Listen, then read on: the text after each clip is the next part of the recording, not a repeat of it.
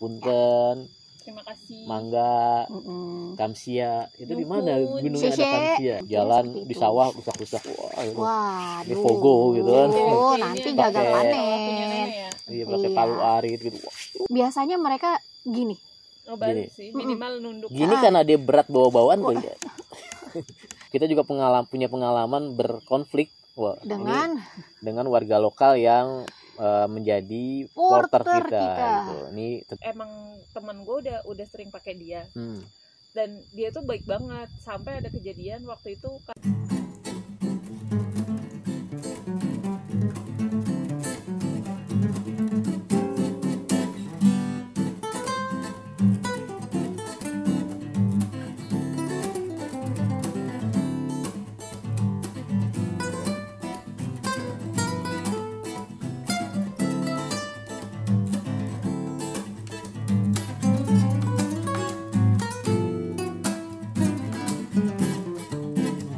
Halo Soiblah, jumpa lagi di channel YouTube janlah.id. Kita kembali ke segmen ngobrol lah dengan bintang tamu ada di tangan Ica, seekor kucing kita namakan LBP. Aku LBP. Orang paling berpengaruh soalnya sekarang. Jadi Emeng paling berpengaruh di hutan hujan Sentul. Kita lagi di hutan hujan Sentul, tempat yang kayaknya favorit kita untuk camping, tidak jauh dari Jakarta, nggak kena macet banget. Iya, dan tempatnya sangat luas sekali. Sangat luas, harga terjangkau. Yes. Ada restonya, buka 24 jam. Ada goanya. Jadi buat Soiblah mau getaway dari kerjaan, mau bermuasabah, mau healing diri, mau evaluasi seperti lagu Hindia, di sini aja sambil dengerin lagu Hindia gitu, cocok. Dan child friendly banget ya.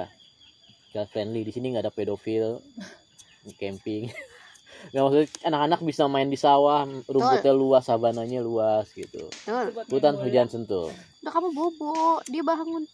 Di segmen ngobrol kali ini kita akan ngebahas sebenarnya hal yang hampir di setiap pendakian terjadi, cuma kita nggak aware aja, yaitu bagaimana berinteraksi dengan warga lokal. Jeng. Jadi ini kalau warga kalian, lokal, Bang. Seperti yang di tangan Ica ini warga lokal. Rumahnya di mana, Meng? Rumah aku dekat sini. Maaf ya, Meng. Nah, kita mau ngebahas soal bagaimana sih berinteraksi dengan warga lokal. Warga lokal di sini artinya kalau Soiblah udah levelnya Everest ya berarti dengan warga Nepal kan? Iya, betul. Nggak harus warga lokal Indonesia. Jadi lokalnya itu sesuai di mana Soiblah naik gunung. Jadi jangan sampai naiknya Everest tapi yang dipelajarin bahasa Sunda. Nggak nyambung kan? Punten. Nah, itu salah satu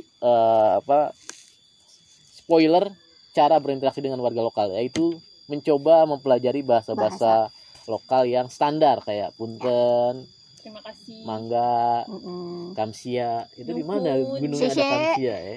Glodok gitu, di Glodok gitu. Ada ini Ci. Ada. Lu mau apa? Tanya toko sebelah. Nah, kita akan bahas berdasarkan pengalaman masing-masing. Sekali lagi topik-topik yang dibahas janlah.id nggak ada teorinya di buku-buku. Ini murni pengalaman. Berdasarkan pengalaman kita naik gunung, gimana sih berinteraksi dengan warga lokal, akan dibahas oleh gue Razak, Ica, dan Ferdia. Mulai dari Ica, gimana Ica cara berinteraksi dengan warga lokal? Gini, pertama harus dipahami setiap pendaki adalah tamu. Iya betul. Gitu kita ya. Tamu. Kecuali dia warga lokal sendiri gitu, yang biasanya bosen sama gunung sebenarnya. Ngapain di hiking di daerah sendiri gitu. Itu yang prinsipnya itu, kita ini tamu, jadi kita harus bertindak sebagai tamu.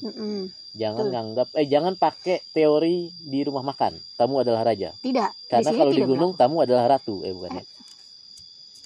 Jadi jangan pakai tamu adalah raja, jadi kalian seenak-enaknya gitu. Jalan di sawah rusak-rusak, ini fogo gitu kan. Nanti gagal panen. Iya, pakai palu arit gitu. Jadi kita pendaki adalah tamu di rumah orang.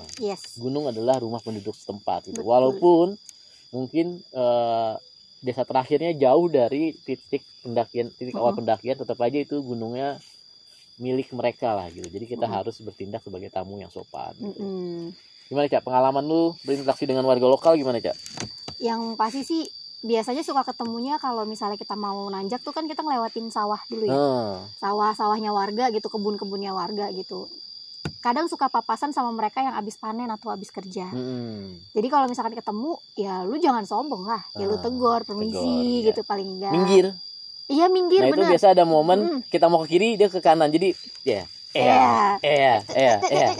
itu biasa ada back soundnya tuh cool tuh gitu. Capek banget. Nggak, kadang-kadang nggak bisa ketebak tuh pas gerakan kita mau minggir, ternyata dia searah sama kita. Jangan-jangan ini jodoh kita bukan sih? Wow. Jodohku bertemu di gunung. Ya itu kalau Ica dalam hal papasan ya. Di sana negor selalu dibalas Ica kalau negor Ica. Biasanya mereka gini. Balik sih, minimal nunduk. Gini karena dia berat bawa-bawaan kali ya.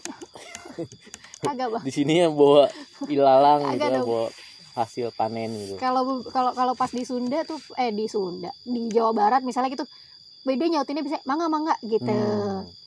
Terus ya kalau di Jawa agak lupa sih bahasanya apa gitu. Tapi paling enggak sih mereka standarnya kalau kita misi ya, mereka kan juga ya mereka merasa dihargai lah kita negur mereka gitu. Dan mereka juga akan ngebalas untuk menghargai kita juga. Jadi mereka juga iya lebih ke attitude-nya. Mereka juga pasti gitu seenggaknya. Nah jauh sebelum kita dalam perjalanan, menurut lu gimana Fer?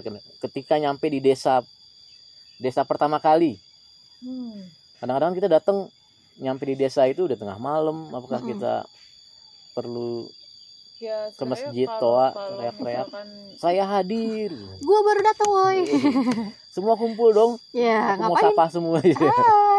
Sebenarnya kalau misalkan kita udah malam ya udahlah, maksudnya beresin barang yang mau langsung ke base camp aja lah ya. Ganggu. Iya, karena kan nah kadang-kadang desa-desa di gunung tuh kan jam malamnya lebih awal ya. Iya. Biasanya jam 7 jam 8 tuh udah sepi tuh. Iya, mereka udah nonton Netflix semua di rumah. Waduh, tuh. Streaming. TV kabel semua deh. Oh iya, lagi main PUBG segala macam. Mereka biasanya udah jam malamnya jam 8 tuh udah sepi karena udah siap-siap tidur, mungkin capek abis berladang. Karena jam bangunnya mereka lebih pagi dari kota. Mereka udah kerja dari jam 4 pagi, jam 5 pagi gitu. Nah, makanya jangan heran kalau Sohiblah datang ke desa sebuah gunung, misalnya jam 9 udah sepi tuh biasanya tuh. Iya, karena mereka udah selesai. Dan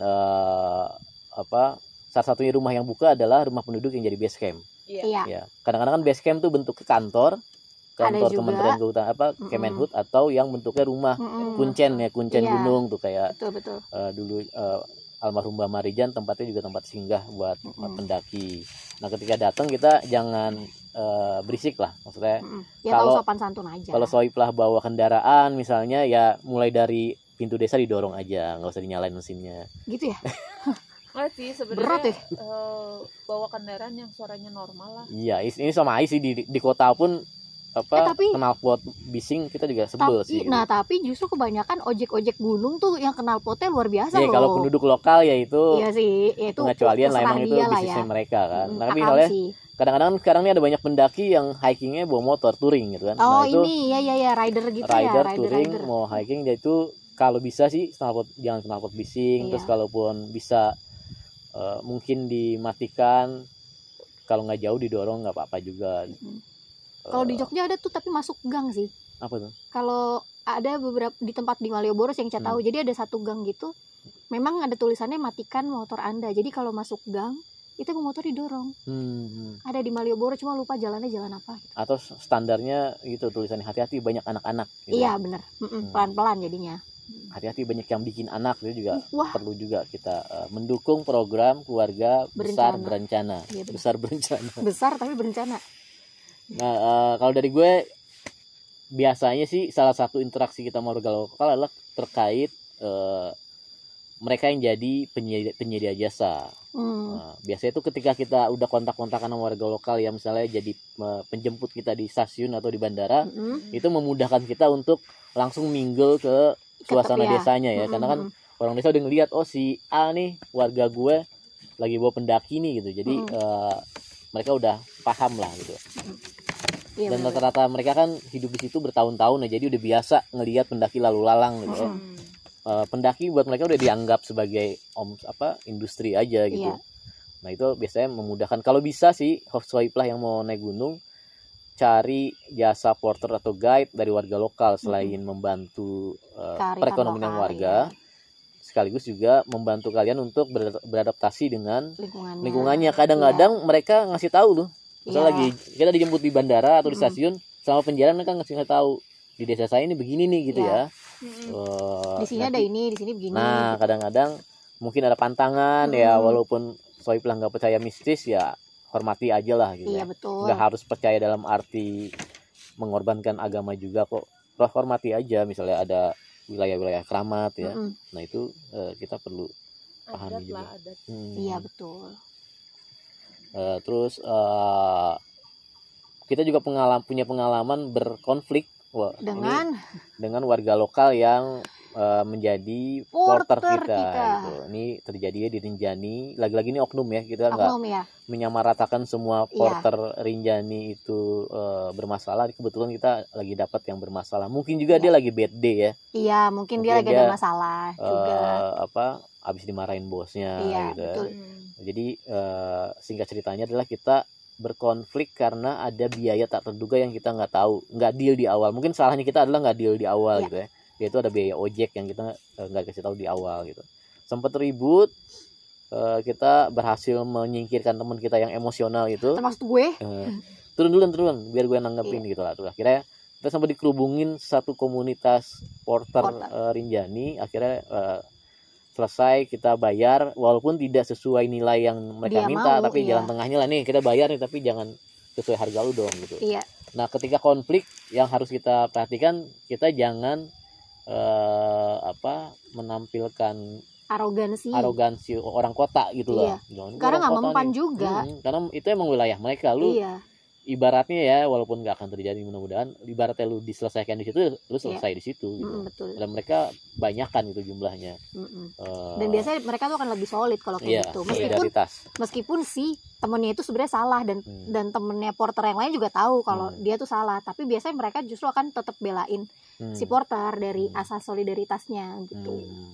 Nah itu biasanya tetap harus musyawarah, jangan emosi. Makanya waktu kejadian kita di Rinjani, gue menghindari teman kita yang emosional itu supaya nggak meledak kan, karena gue khawatir malah jadi berantem. Dan kita kan mikirnya panjang ya, suatu waktu kita ketemu lagi di Rinjani gitu ya, jangan sampai jadi musuh gitu. Iya. Jadi kalau nanti kita ketemu lagi sama porter yang bermasalah itu, kita nyamar aja, Cak. Iya, kita atau mukanya kita bedain gitu. Aduh. Enggak, gue pakai kayak topi gitu. Razak yang dulu ya, bukan. Aku yang dulu, bukan yang sekarang. Nah itu contoh yang ibaratnya berinteraksi dengan warga lokal tidak terlalu mulus ya, karena terjadi konflik. Pasti ada sih konflik-konflik kayak gitu. Ya. Hal lainnya adalah kadang-kadang dalam kondisi darurat, Cak, kita butuh bantuan warga lokal tuh. Betul. Bukan ranger ya, ini warga lokal beneran. Gue sih secara spesifik nggak punya pengalaman pribadi yang ke arah sana, tapi ada momen mungkin Sohiblah emergency, cedera atau apa, rangers nggak ada, tiba-tiba ada warga lokal yang melintas. Nah mereka tuh pasti akan membantu sih. Iya. Percaya aja gitu, karena pada intinya manusia kan baik gitu, nggak akan ninggalin juga gitu. Nah kendalanya mungkin cara komunikasi ya.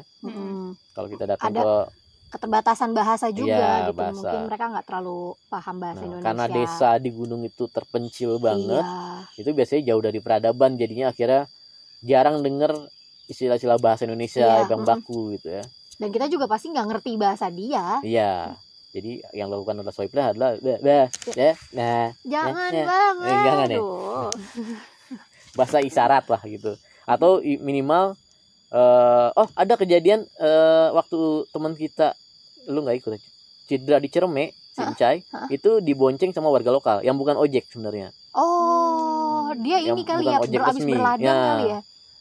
Jadi, nah itu salah satu contoh tuh. Seingat gue sih dia bukan ojek, tapi akhirnya Encai bayar gitu. Nah itu salah satu bentuk apresiasi juga. Iya, berterima kasih ya, bayar seadanya gitu ya.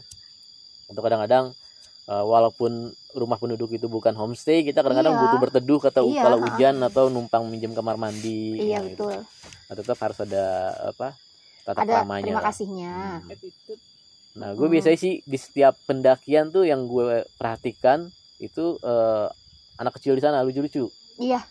Kayak misalnya waktu gue di Merbabu itu kan ada mitos yang anak kecil gimbal. Tahu lo? Iya, rambut gimbal. Jadi ada Bobo ada ya? nah, Gue nggak tahu kalau di sekitar ini juga ada apa Wonosobo. kalau Iya. Wonosobo Iya. tahu gue. Jadi kata itu kan katanya anak pilihan Iya. dewa apa gitu ya. Nah, Dan Maka itu rambutnya nanti dipotong gitu. iya gimbal Tapi, dipotong sebagai tanda dewasa gitu ya. Bukan ya? potongnya itu lo harus ini loh, anak itu tuh harus nurutin permintaan anak itu. Iya, Oh, dia misalnya minta PS5 dibeliin, Iya, dibeliin ya. harus diturutin dan kalau enggak gimbal lagi. iya, dan itu Mitosnya ada katanya kayak gitu. ada proses adatnya gitu. Soalnya dulu ada adanya teman gue kayak gitu juga gimbal. Nah pas umur 5 tahun ditanya Mau apa? mau minta apa kalau dipotong, kata dia gitu, minta telur sepeti. Begitu? Terus sama emaknya ntar aja deh, maksudnya masih kecil, masa lu minta telur doang gitu. Pikirannya kan anak kecil tuh pengen sepeda atau apa, makanya dia dipotongnya tuh pas sudah gedean, udah kelas 6 atau berapa gitu. Oh, tadinya mau dipotong hari itu juga. Pas tahu permintaannya telur sepeti, iya kayak kasihan orang tuanya. kenapa telur sepeti padahal bisa minta mainan gitu mungkin ya. Iya. Bisa minta sepeda atau apa. Nah, mitos itu kalau nggak diturutin kenapa emang? Gimbal lagi. Tumbuh lagi. Oh, gimbal lagi. Gitu. Katanya gitu. Cuman nggak tahu juga sih gue. Nah, pertanyaannya kayak penyanyi reggae gitu Itu digembal. mah sengaja. Oh, itu emang sengaja ya. Emang gaya ya gue. Itu pernah ikut ritual itu loh. Bukan ritual, apa sih, tradisi itu. Di Pas mana? banget di Dieng. Oh, Dieng. Dia Pas festival banget, Dieng. iya, lagi ngadain acara itu kan. Jadi emang Ica ngeliat prosesinya tuh, ntar mereka naik ke panggung. Dia gimbalnya gimbal beneran kayak gimbal anak reggae gitu ya. Iya, gimbalnya parah Apa karena banget. ngumpul doang? Enggak, Kayak gimbal bener. sapu ijuk ya, kayak gitu ya. Nggak bisa dirapihin udah. Oh. Pilihannya lo dibotakin aja udah. Gitu. Nah, itu contoh interaksi dengan Iya. warga lokal yang terkait dengan kultur ya, budaya. Itu juga bisa Kak Sohibah temukan di gunung-gunung di Bali, Ca. Iya, bener. Nah, itu kan gunung di Bali kan terkenal indah tapi Iya. sering gagal mendadak gara-gara ada upacara Iya, yang kita nggak benar. tahu ya. Nah, itu kita termasuk yang bentuk interaksi kita dengan warga lokal adalah menghormati upacara yang lagi ada berlangsung di Bali itu. Jadi ketika lu misalnya lagi hiking tiba-tiba ada upacara adat, ya Ya, berhenti harus dulu lah, hormatin dulu, hormati iya. dulu. Dan kalau di Bali juga kan memang ada tradisinya itu setiap pura harus Sembayang. sembayang dulu ya. Nah. Jadi mau nggak mau emang kita harus ngikutin dulu gitu. Itu kan salah satu bentuk kearifan lokal yang harus kita ikutin juga. Iya, saya ketika lu lagi jalan jangan misuh-misuh ada Tapi, upacara nih. Bang, Padahal sebenarnya jadi objek buat lu foto-foto juga sebenarnya kan buat Iya, koleksi. tapi lu pernah nggak waktu lu kan pernah ya dari Jakarta Rinjani itu by Darat. darat. Hmm. Nah itu pas sampai Bali pagi kan, Iya. itu mau naik bus. Iya. Busnya itu berhenti nggak kalau tiap pura-pura gitu? Enggak. Lu berhenti. Gue berhenti. Oh. Jadi ada berapa pura yang dilewatin itu dia berhenti Dia untuk sembayang apa? sembayang. Oh, Gitu. mungkin karena supirnya sama orang Bali keneknya. asli kali. Kalau gua kan supirnya mungkin orang Surabaya karena naik dari Surabaya. Oh, gua pikir. iya, bisa jadi. Kalau gue naiknya dari Bali emang. Oh. Iya, bisa jadi. Oh gitu ya. Iya. Berarti berapa kali berhenti itu? Lumayan sih ada 5 kali. Oh. Cuman ya emang nggak ini. Ini bis komersial apa bis teateran? Komersil. Oh. Jadi bis umum ya? Bis umum di sana. Itu lo pertama kali. Pertama kali gue ngeliat, maksudnya oh gini ya kayak gitu. Terus di puranya itu ada beberapa pura yang istilahnya ada binatangnya, maksudnya kayak ada rusa atau Oh gitu, Gitu. dipelihara. iya di pura itu. Oh. Iya dibiarin bebas jalan gitu. Oh bebas Heeh. ini di apa? Ada yang ada rusanya, ada yang ada landaknya. Landak. Landak. Kalau gue itu sih waktu itu di Bali tuh Kintamani. Kenapa lagi namanya? Nah, kalau di sini anjing Kintamani kan keren banget ya. Hmm. Kalau di sana anjing Kintamani tuh kayak emang bener anjing kampung. Iya, heeh. Liar aja gitu, dan itu emang bagus Di banget. Latimojong sama aja begitu juga. Oh gitu. Gue sempet was-was karena kan gue kalau lihat anjing suzon ya, takutnya digigit, GR banget gue. Tapi Padahal karena dia- anjing kampung malah gue lebih suzon lagi, lebih khawatir lagi karena Iya.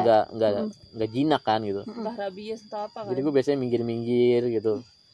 Mudah-mudahan gak digigit, kemudian digigit. Nah itu salah satu bentuk interaksi sih. Kadang-kadang ada penduduk setempat yang Emang berladangnya bawa anjing. bawa anjing.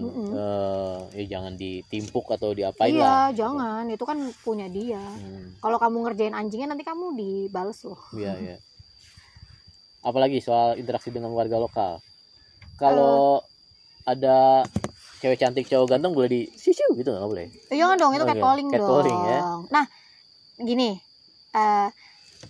gue kan gak suka catcalling. Tapi gue akan ini prinsip gue, nggak tahu ya benar atau enggak. Kalau salah juga ya maaf aja. Ini kan karena prinsip gue gitu.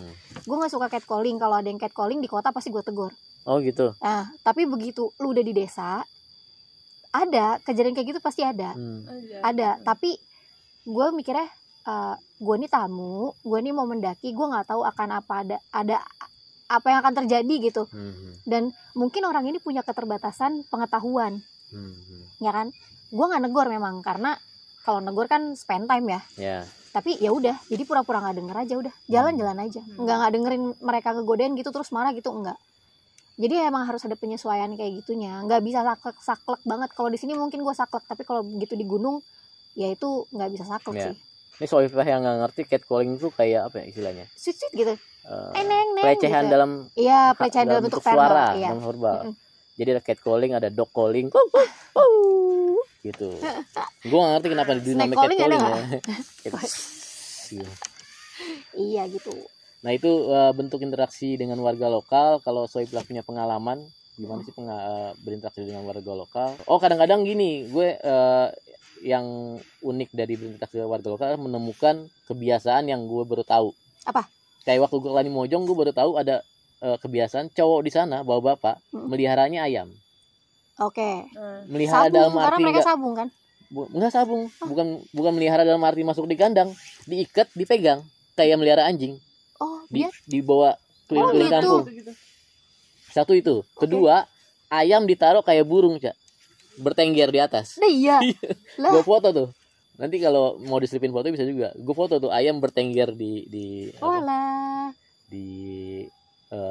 kayak burung lah gitu. Iya. Diikat terus bertengger gitu. Jadi kalau berkokok kayak ini ya, kayak kalau itu ayam kaisar gitu ya. Ayam Gua kaisar nggak ngerti kayak ayam ada. kaisar. Jadi kalau ayam dari ngerti Jepang ayam gitu, KFC. dari Jepang Aduh. itu dia bertengger di KFC. atas karena dia buntutnya nanti akan panjang banget gitu. Oh, yang ayam petarung nggak sih itu? Bukan ya? Emang piaraan. Oh, kalau yang Latimojong gue akhirnya kepo, gue nanya ke temen yang nemenin gue, kebetulan warga lokal sana, dia orang Enrekang. Enrekang tuh Kampung, kabupaten terdekat ke Latimojong. Desanya namanya Baraka. Nah, menurut dia yang dijinjing atau dituntun sama si bapak itu adalah ayam hutan. Jadi mereka mereka itu. bawa itu sebagai kebanggaan karena nangkap ayam hutan lebih susah. Oh ya. Karena dia lebih lincah lah dibandingin ayam-ayam yang dipelihara, ayam petelur dan ayam pedaging itu. Dan kalau nggak salah ayam hutan tuh bisa terbang. Bukan terbang sih, dia lompatnya lebih tinggi. Oh, Kan kalau kita dikejar, pernah waktu di Rinjani, ayam hutan terbang dari atas pohon. oh yang dia teriak up and away gitu nggak ya? Bukan, itu Superman ya.